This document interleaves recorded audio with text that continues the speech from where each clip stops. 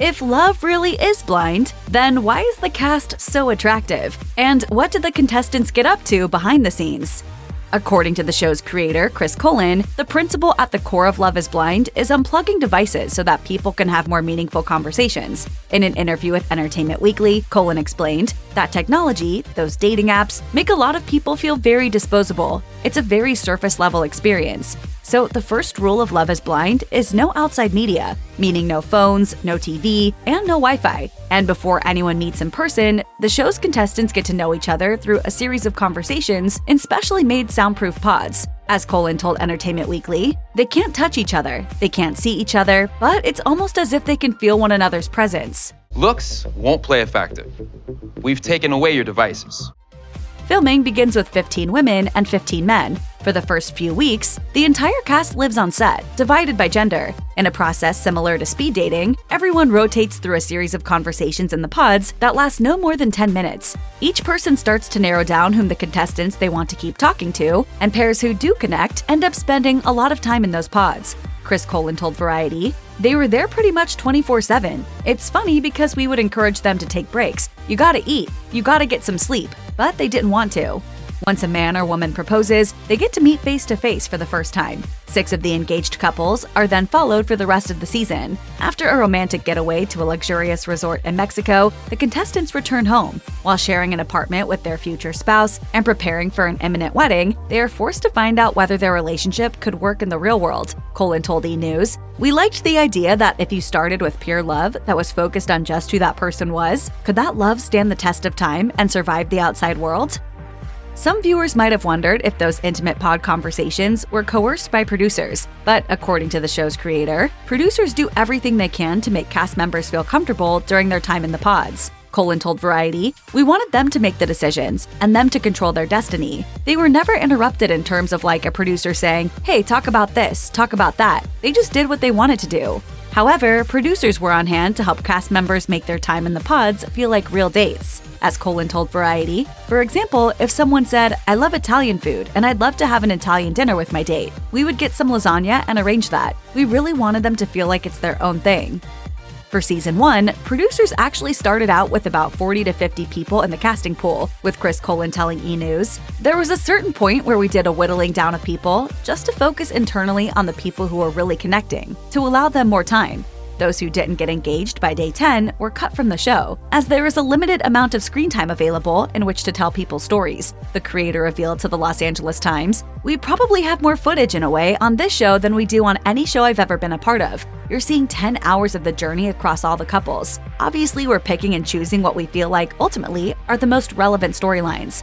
Of course, not all of the couples who get engaged in the pods have their stories told on Love is Blind. There were actually 2 couples who got engaged in season 1 and 2 more in season 2, and their romances were never featured on the show. However, the decision to cut these contestants wasn't personal, with the Love is Blind representative telling People they practically picked names out of a hat because it was hard to predict what the outcomes would be for anyone. I'm the only one you'll ever need to meet. I like that.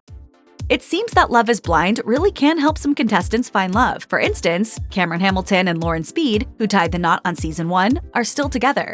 One of the biggest challenges the couple faced after Love is Blind was adjusting to being public personalities. Lauren explained to Us Weekly, "We're human, we're not love robots. I definitely think that we went through a period where it was kind of difficult, but it didn't take me long to snap out of it." The pressure seemingly all came to a head when the couple revealed that they were trying to get pregnant. As Cameron told Elle in 2022, "Everyone's like, 'Hurry up, where's the baby? Oh, does Lauren not want to have a baby?'" Amber Pike and Matt Barnett, who also tied the knot on season 1, are still together too, proving that Netflix's dating show really does work. Season 2's resident bad girl, Shayna Hurley, packed her bags and ditched fiancé Kyle Abrams after their first night in Mexico, but he still held out hope. He's not carrying a torch for her any longer, however. In an interview with Us Weekly following the show, he said, "There's nothing left. I mean, we're not friends or anything. That ship has sailed." Kyle, who is an atheist vegan, found himself wooing Shayna, a Christian carnivore on the show, telling Us Weekly, "I didn't want to quit. I wanted to give everything I had. I didn't want any regrets of just ending it to end it." Before getting engaged to Kyle, Shayna had feelings for fellow contestant Shane Jansen, which she told him about. However, Shane decided to propose to Natalie Lee instead. Despite Shane's engagement, Shayna attempted to drive a wedge between the duo during the season. Understandably, this didn't make Shayna particularly popular with a lot of viewers, and she quickly became known as Season 2's villain. It just doesn't feel right in my spirit.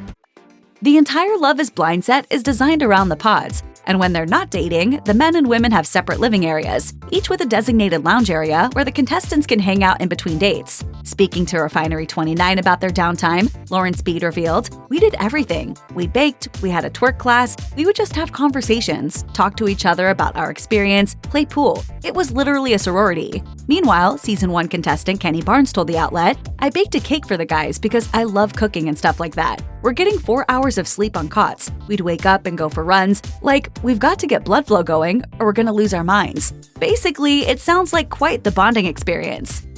All that soul-searching and deep discussion is bound to make a person hungry. Luckily, the production crew was on hand to take care of all kinds of special requests from the cast on the show. As Kenny Barnes told Refinery 29, "If you wanted a special snack, they'd go run and get it. Bailey's and coffee was my go-to. I couldn't eat because I was honestly just messed up emotionally." Kelly Chase said she was just fine with meats and greens, telling the outlet, but everyone else was being very, very particular. Like, "I need the chocolate chip Pop-Tarts with chocolate frosting." As for alcoholic beverages, Cameron Hamilton revealed to Refinery 29, "Lauren and I had bonded over our love of Hennessy at one point. We went into the pod one day, and then there was Hennessy in there for both of us. The producers listened." There is one thing that happened on Love is Blind that producers didn't see coming, and that's the friendships that were forming behind the scenes. Speaking to Oprah Daily, Lauren Speed explained, "You'd think that people would be catty because some people would like the same guy, but we actually formed a sisterhood, no lie. We bonded through this once-in-a-lifetime experience. We all shared that, and it created a family." Discussing the cast members she's still in touch with from her season, Lauren told Elle, "We're connected for life. We went through something that none of us will ever forget." Mark Cuevas has also remained close with the guys from Season 1, telling Oprah Daily, "There was such a big support when you saw someone fighting the experience. We were like, listen man, what's up? Let's talk about this."